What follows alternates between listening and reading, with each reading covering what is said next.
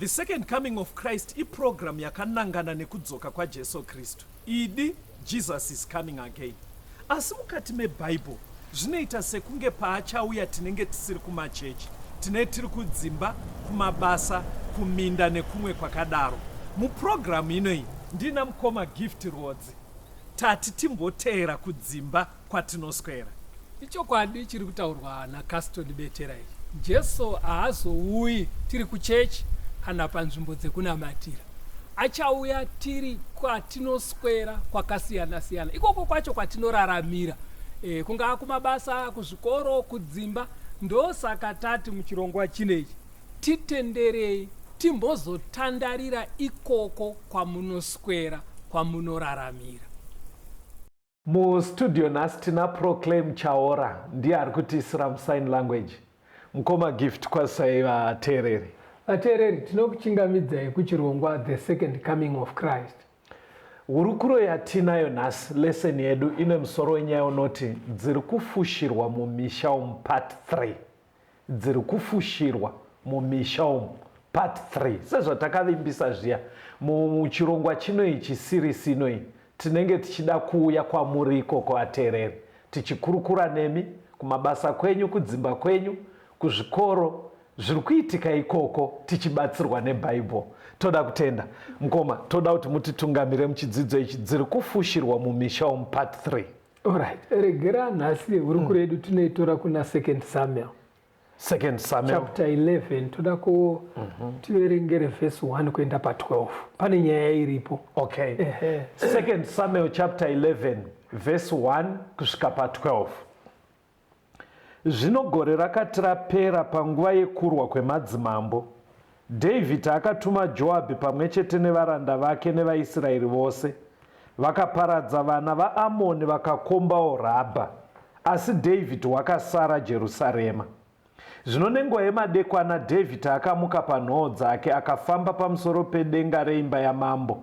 Akaona aripo padenga mukadzi wakanga achishamba. Zvino mukadzi uyu wakanga akanaka kwazvo pakuonekwa kwake. David akatuma munhu kundobvunza kuti mukadzi uyu ndianiko.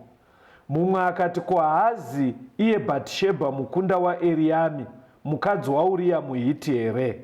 David akatuma nhume kunomutora. Akasvika kwaari akavata naye nekuti wakanga anatswa pakusanaka kwake. Iye akadzokera kumba kwake. Mukadzi akatora mimba. Akatuma shoko kuna David akamuudza akati, ndava nemimba. David akatuma shoko kuna Joabhi akati, tuma Uria muHiti auye kwandiri.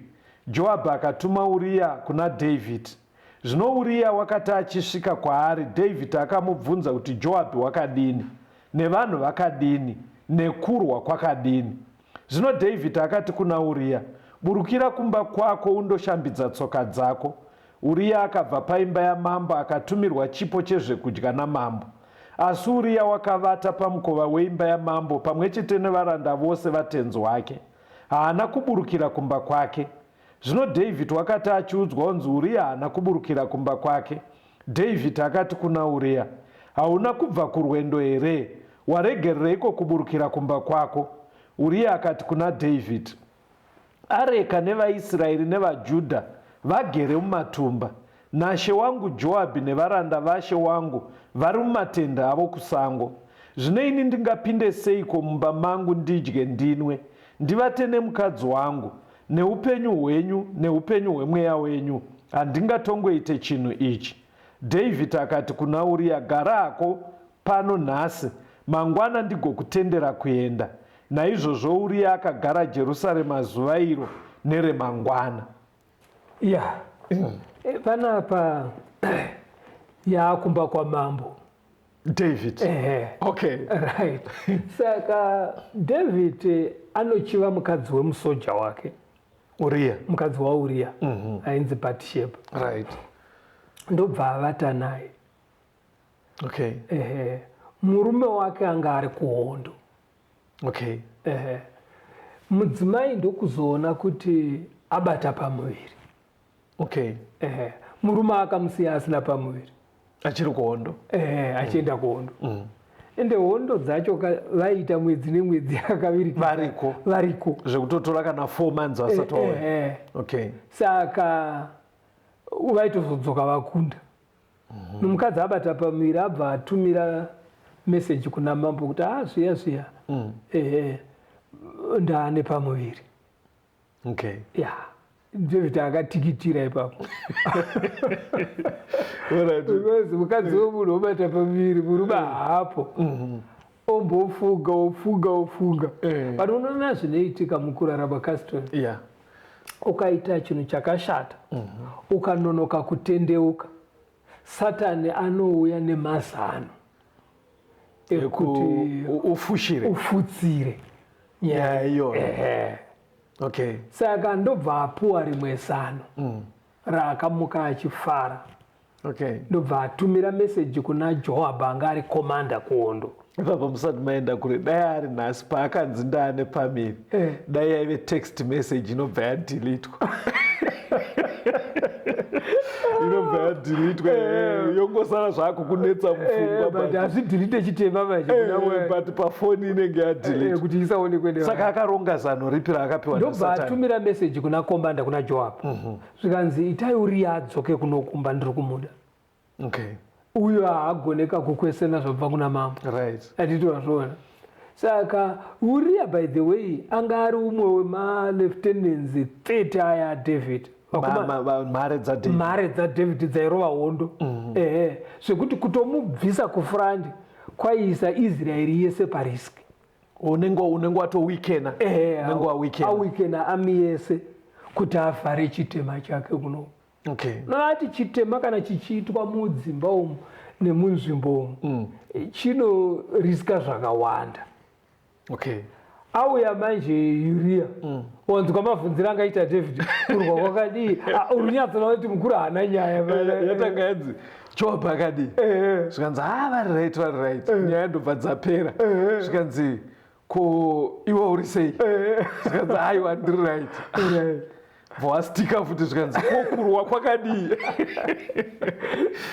zvekuti Uria ari kune unoziva kuti kana wadedzwa nemukuruka unoende unika kubvunda uchibvunda kuti inyaya yei. Saka panapa David hanzi akabva amupa magurosari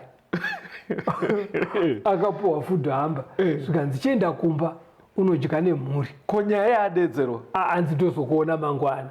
Okay. Handitozvona. Saka chaaiitira David aiitira kuti uyo akanorara kumba mangwana acho kanogona kuti ufambe zvakanaka chichi ongotaurawo kamwe kanyaya kekuti handi ndachinidzika kuti handizvo ndadedzerwa nemukurera. Kandi mukuru ari kuitira kuti kana mimba ikasara ichionekwa manje zvinozonzi baba wakambodzoka vemumaraini vanenge vaiti takambovaona saka hazviri kuenderana. Vakamboya weekend yese zviri kuenderana. Handitozvo chakasevha Uria manje apo unoziva kuti chii mutemo waiveko kwaIsraeri wekuti kana areka iri kusango kuhondo hakuna musoja angatoita hake zvemafaro zvekudzoka kumba kunovata nemukadzi wake. Okay. Saka Uria aive musoja akatendeka. Saka akarara pamusiwo. Pandakamboverenga pekuti Uria originally was not an Israelite. Aiwa watopaverenga pekunzi Uria muHiti. Okay. Anga ari muHiti kureva kuti anga asiri muIsraeri. But zvaiitika kwaIsraeri zvaiitika munhu kana akanga ari mutorwa akauya kwaIsraeri akagashira chitenderi chavo odzingiswa aibva angobatwa semuIsraeri. Alright. Saka anga accept religion yavo. Atopromota araisa through the ranks kuarmy. Saka ari kutedzera mutemo wekwauya kwaIsraeri. Apa uri kuona kuti ari kutokunda mambo. Mambo ari kuti enda unorara kumba. Iye ari kuti aiwa kwaIsraeri hazviitwe. Ari kutoudza muridzi wacho weIsraeri. Anofanira kunge achiinterpreta mutemo. Handitozvo. Saka ndobva aramba kunorara. Ndobva arara pamusiwo. Hanzi akatorara nemamwe masecurity guard amambo. Ndobva wamuka kuseri vona aikazve aripo. Saka uri kuona chinoitika kune vanhu vazhinji mukati medzimba umu vari kuchengeta vana vasiri vavo. Ndo dzatiri kuti kune dziri kufushirwa mumisha umu. Handitozvona because somehow vana mai vanonyatsoziva kuti apa mimba yabata apa. Okay. Saka anozviziva kuti mimba iyi ndeyaningi. Vana mai chero vasina kunyanya kudzidza asi vanozviziva, vane kaziviro kavanoita. Okay. Anditozvo. Right. Saka mumusha umu manje vari kunyatsoziva kana vasikana kana vana mai vanoziva kuti iyi mimba iyi kai uyu mwana haasi mukuru wabwa, haasi mukuru wabwa. Okay. Vanomudedzawo kuti mukuru wabwa asi vachiziva. Saka panoitwa sei mukuona kuti Uriya anga atrepwa mukomo, anga atrepwa chakamusevha kuzvibata. That's right. Because dai akaenda uku yaimunetsa because nguva iyo aiunderstand kwakusina zvesainzi zvekuzoita madna. But pane pekuti manje ka vafana zvino ndo vari kutotrepwa. Unoona pane mufana aitaura achiti but maitikiro azvakaita pasta. Ndikati kudiko uri kurambera kuti pamiri ndepako zvikanzi but pasta kuitika kwacho unoziva kuti akaitwa semba aitwa mufana ari straight akatotishamiso kuti kumufana uyu anomitiso obva atizirwa kudai. Paaionana nemusikana wake vaiudzana voonana kurisefi kana kwana mai guru kana kuonana mutauni. Ani mazoona manje. Saka musikana akangouya and akauya nguva dzirelate. Ani mazoona otonzwa kokokoko apa munhu anogara ega one room anditi oti come in uri tofunga ndevamwe vanogara pamusha ipapo ona musikana wako kuti kuida andobva anditi no ndeida kunyatsoziva kuti hauna here mumwe musikana ikoko ndati ndikutaimire ndisina kufona. Mukona yakaitwa mwana andati ndikutaimire ndisina kufona. Saka uri kuona manje Uriya manje chakamusevha kuti kunyange paitika zvisiri kunzwisisika asi murayiro ndinonorara padhoo. Saka mufana akaita mistake haana kubva avhara dhoo akati chimira titaure titsvage kwekunotaura munhu abva atopinda. Apinda ipapo manje ndo pari kukuvarira vafana.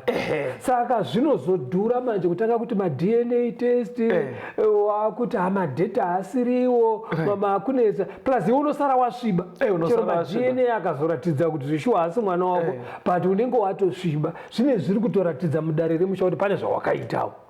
Saka vafana vako ivo vaudze kuti kana wanzi ndauya kuzoona kuti uri wega here iti waona kawagutsikana ka havazozvibate mai. Saka ndosaka ndiri kuti aingoti but pastor maitikira zvakaita. But basically muri kuti David aida kufushira nyaya ende nanhasi kune vari kufushira nyaya. Asi dzinofushirika nekudawo kwevamwe vacho maitiro avanenge vaita. Havana kumira sauriya. Ukamira sauriya hadzifushiriki. Dzinonetsa kuti iye atozozviona kuti varamba. Pane pandoda kuti tizotaura pasta kana tanzwa kambo pari kukundikana vafana kuti dzisafushiriki. Ipapo panonetsa zvekuti vanoda kuzotraya kuuya kuvakuru kuti haiwa muri kundite henyu garai nemunhu asi but pane pavanenge vadonhera. Vateereri, chidzidzo chedu chiri kuti dziri kufushirwa mumisha umu part 3. Ngatimbonzwa irwiyo toya toenderera mberi nechidzidzo.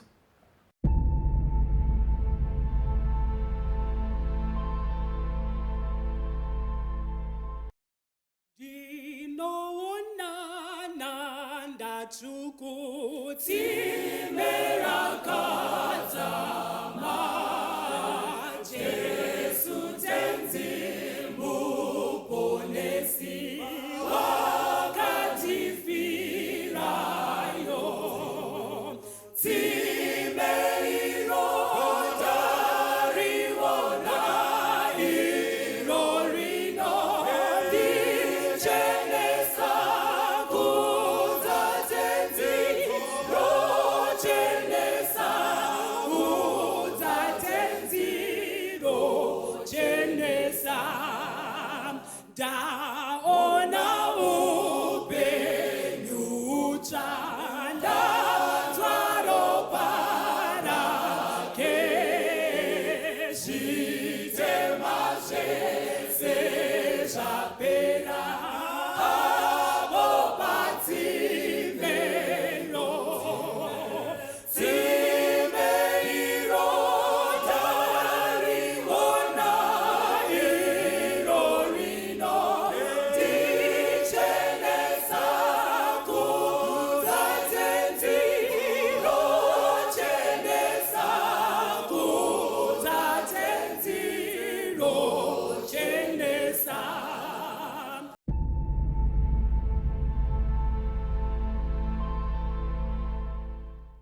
chidzidzo chedu chiri kuti dziri kufushirwa mumisha umu part 3.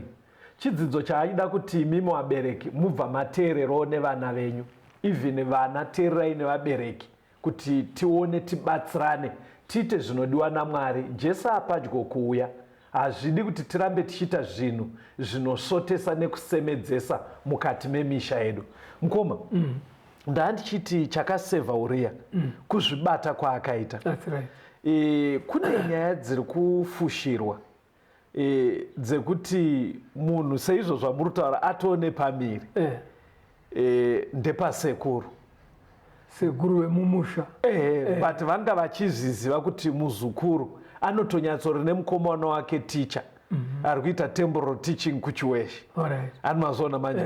But panongobata pamiri musikana anobva anzi havanenge vaine zvavataura, unzi haina muridzi here, votaura naye kuti tizira kumukomana uyoyo, ani mazvibata. Ende unotoona kuti mukomana haasi kufara, but unoziva kuti chinoita kuti azogashira chii, anenge akambovatawo naye misikazvo. Ndopandiri kuti ndopari kukuwarira vanhu vakawanda kuti chiri kuita kuti dzigone kufushirika. Pane weakness iri kuitikawo yekuti dai papasina weakness iyoyoka zveshuwa muridzi wayoka yaimuruma nyaya yake, but dziri kuramba dzichigona kufushirika musha because vazhinji vemumisha wacho havana kuzvibata. Hatifambe hedu, hatiendei pamberi. Enda tagumira pavhesi 12 pana chapter 11 ya2 Samuel. Enda unoverenga kubva pavhesi 13 kunosvika pa17. 2 Samuel chapter 11 verse 13. Ipapo David akadana akadya nokunwa pamberi pake, akamubatisa nedoro. Zvino madeko akabuda akandovata panhoo dzake nevaranda vashe wake, asi haana kuburukira kumba. Zvino mangwana David akanyorera Joabhi rugwaro, akarutuma neruoko rwaUriya, akanyora parugwaro akati, isa Uriya pamberi panonyanyisa kurwiwa, umusiye ari ega urawe afe. Zvino Joabhi wakati achacherekedza guta, akaisa Uriya paakanga achiziva kuti pane varume veumhare varipo. Vanhu veguta vakabuda kuzorwa naJoabhi, vamwe varanda vaJoabhi vakaurawa, naiye Uriya muHiti akafawo. Uri kuona nyaya yacho kwainozoenda. Chitema chinokoka zvimwe kana ukanonoka kuchibvuma. Satani anokupa mazano ekuedza kufutsira chitema nechimwe chitema. Tarisaone zvaitwa namambo pano. Mufana aramba kuenda kumbaona, mambo vagadzira chikafu, hanzi vakamudhakisa, kudhakisa musoja nedoro. Chavaimudhakisiraka, vanhu vakuru vanoziva kuti munhu akanga adhakwa, simba rekuzvidzora rekuzvibata chero panyaya dzepabonde rinoita shoma. Ndakambokubvunzai panyaya ameno kwamuri ana mai guru. Pane paya pekuti ndikakubvunza kuti ko mukoma vari kupi, munobva mati vaenda kuchechi kwavo, muchireva kuti vaenda kubhawa kana kuti kudoro. Pfungwa iyi munoiziva here kuti doro rinoita kuti simba rekuzvidzora riite shoma? Ndoona patinokubvunzai munotaura makasununguka sekunge muri kutaura chinhu chinoyevedza mukati memusha kuti vaenda kuchechi kwavo kudoro. Pane ameno mukoma kuti vangagodi nzira dzekungozvimanikidza kusvigashira izvo vari kutorwadziwa kana vaitaura uchidaro. Vanotoziva kuti kune dzinotambika ikoko, but vanotaura vanhu vachitanga vakasununguka. Rega tidzoke munyaya yedu. Uyu Uriya manje adhakiswa namambo, akabatsirwa naMwari, haana kuenda because haana kunwa nekuzvidira. Handitozoona idhiri rarongwa namambo, but iye neshungu dzekutendeka pamwoyo pake, Mwari vakamubatsira kuti aramba akamira, nobva arara pamusiwo. Kusvika David wazoti mufana ada kutinetsa, ada kunetsa. Ende nomwe ndozvaimupfungwa make aitoona huri ustabho, nzikamufana kadaita stabho. David patsamba kuna komanda, isai Uriya panopisa hondo, momeka shuwa kuti vamwe vano withdraw, mumusiya ofira ikoko, zvinongoita sekunge afa nehondo. But mukoma muri kuona kuti chii David ari kuratidza kuti aiyemura muchinda. because haugona kubatisa munhu tsamba ka yauri kunyora kuti aurayiwe uchiziva kuti anoivhura. Saka itozva kuti uriya havhure munhu akatendeka, but unofila sei Ngoma? Ndozvatiri kuti chitema uchisacrifice munhu uri kunyatsozva kuti haasi involved, haana chaatadza. Waona kuti vhesi rati akanofa haasi uriya bedzi masoja. Saka dzimba zhinji kwakaita shirikadzi, handizvozva nekuda kwechitema chani chamambo. But pakadai Ngoma, munhu ndikuti David apa ndikubva ndareva munhu ari kudaranga munhu wechirume kana wechidzimai anenge achitonzi anogona kuita mazheti kuronga kwekuvhara uko. Unosara uchinyatsonzwa kuti zvaita here. Satani haana basa nazvo izvozvo, because anokubvisa pane imwe fezika yekutambudzika wokuendesa pane imwe, because iwe ungadzirare hope waurayisa munhu mahara uchinyatsoziva kuti mimba ine mukadzi uyu ndeyangu ndoyaita ndiuraye murume wake. Hausununguke. Anogona kumboita sekunge anokwidibira pfungwa dzako, hana yako zvishoma zvekuita kuti ipapo ukuke zvivindi ozosuduruka wotanga kuremberwa nazvo. Saka hakodziri. But apa Joab ane mhosva futi Ngoma, because ane dzakewo dzaari kufushira kuti amisa zive kuti arida kuurayiwa ndiuri ega, kwakuendesa nevamwe ipapo. Exactly. Kuitira kuti izongoita kunge zvinonzi mavictims ehondo, kunge angotadza kuronga hondo. Handitozvona. Saka uri kuona zvinoitika, pfungwa iri kunobuda apa ndeyekuti kana chitema charamba chichirerwa kunofiwa, zvinokonzeresa vanhu vakawanda kutadza. Unotanga wapinza vamwe vanhu kutadza. Funga kuti panapa Uriya anodhakiswa yaombeko uchitaura yasekuru yaya, sekuru vamitisa musukuru, but hazvitaurike mumusha. Hanzvadzi yamai ndo yaitisa mwana wanzvadzi pamuviri. Saka unoziva vanotaura sei? Vanotaura nemusikana wekuti ingotaura kuti mukomana wacho akatiza akaenda kunze kwenyika, saka akabva achinja foni. Ndisekuru vari kutoudzawo. Handitozva ndichakuchengeta. Ende zvesho vanomuchengeta mwana wemuzukuru yega. Vanoita kunge rudo. Hatisi kuti vana sekuru vane rudo musachengeta vasukuru. Asi tiri kuti kune tumwe tusekuru twakasvinuka. Ende kana twakutaura nehanzvadzi yacho zvanetsa uyo asiri kutaura kuti pamiri ndepani, unonzwa naiva hanzvadzi maida kuti zviitirwani. Zvazvekuita kunge zvinonzi inga zviriko kwakawanda kumisha yakawanda. Sekuru ndo nhubu. Handitozvona. Saka vabva vatrena muzukuru uyu kunyeba. Ane chitemawo chekunyeba. Ane chitema cheupombwe, ane chitema chekunyeba. Pamwe pacho zviri kuitika Caston ndezvekuti kana zvaramba zvakadaro kunofiwa. Ndosaka uri kuzoona umwe musikana, nekuti nyaya yacho haitaurikeka kuti pambiri ndipababa munini ndipababa mukuru, munhu ndopaunoona munhu akundwa mushonga wemakonzo, munhu anozvitora segonzo oti ndakufa zvangu. Saka chitema chese chinovavarira kusvitsa kurufu. Chinosvika kurufu. Ndo pachinondogumira ipapo. Kana kwafiwa chitema choenda zvacho panext door. Saka uyo akamwa mushonga uyo akafawo, uya murume uyo ndiye anosara ari mupenyu. But usafunga kuti pamwoyo pake anenge akasungunuka, anenge achiremerwa. Kana akasafa uyo ane mimba uyo, akasamwa mushonga wemakonzo, kamwana kaya kanodzipwa. Tuti wana tumwe twamuri kuona kuti kwakakandwa mutoireti kakadzipwa kakaiswa mumapepa bhegi. Handitozvona. Unzi kune mwana anonga granola.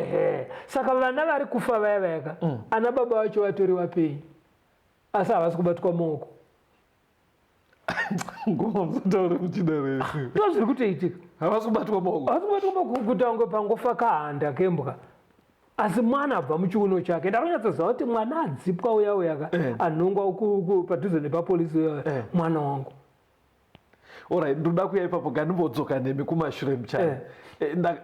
Mataura mapajekesa kuti hatisi kuti ana sekuru vese vane rudo vanenge vakadaro kuvazukuru.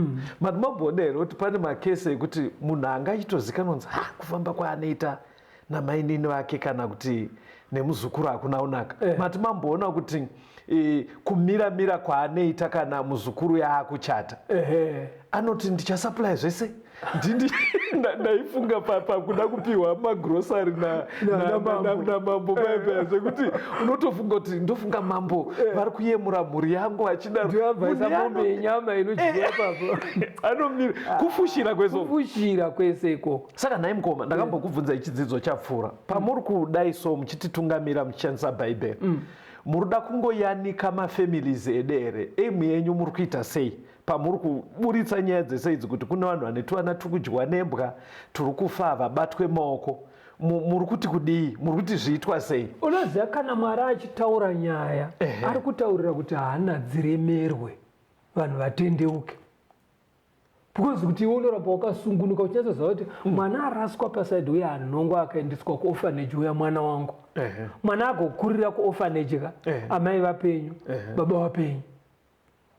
Mwari anoda kuti mupfungwa mako utambudzike utendeuke, ndo zvinotsvagwa naMwari. Hakusi kungotaura bedzi kwemustudio kuti tizadzise nguva yatauya muno mustudio kasona aiwa kuti hana dzevanhu dzirume kudzimba ikoko kwavakomana tendeukai kuti Mwari ndakatadza mugadzirise panoda kugadziriswa, because chitema ende chitema hachichingotaurwe chosiyiwa chakadaro aiwa mushonga wechitema kuchitendeuka. Right.